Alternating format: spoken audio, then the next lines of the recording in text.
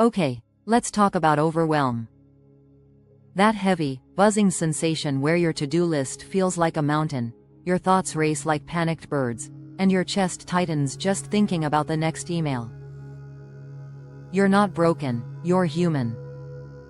And when the world feels like it's spinning too fast, self-care isn't indulgence, it's your life raft.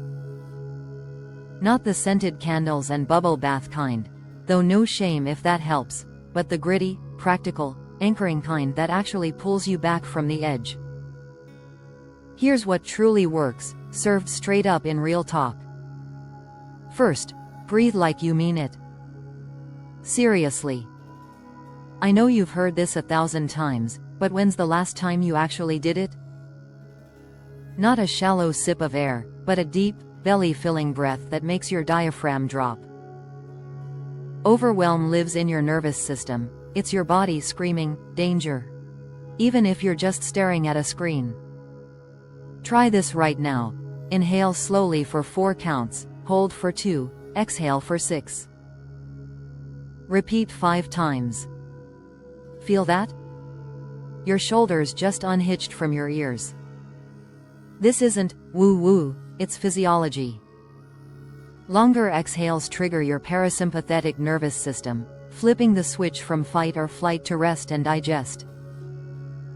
Keep this in your back pocket. When chaos erupts, steal 60 seconds. Close your eyes.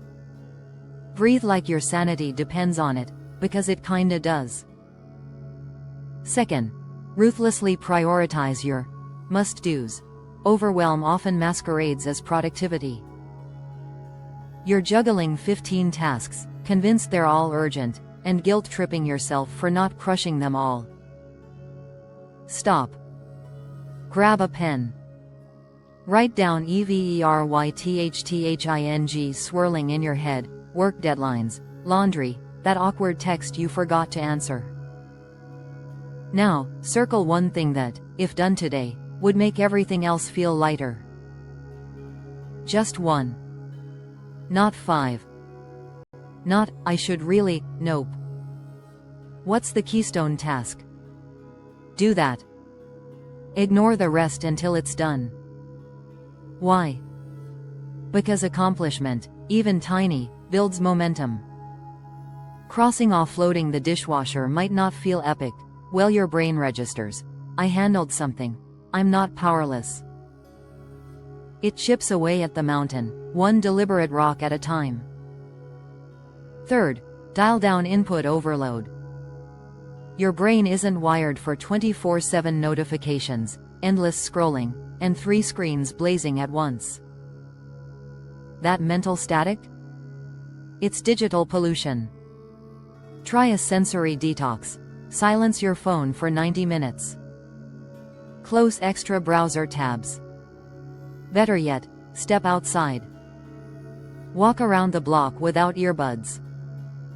Notice the crunch of leaves, the smell of rain, the way light hits a window.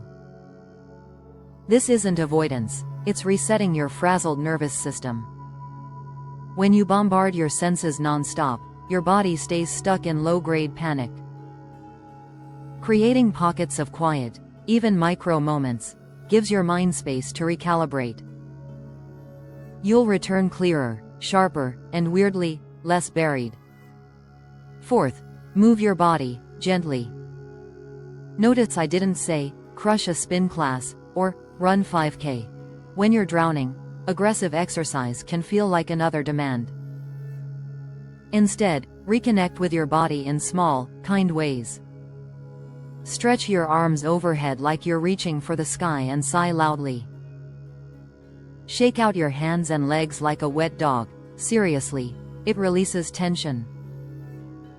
Or just walk. Not for fitness, but for rhythm. Left foot, right foot, repeat.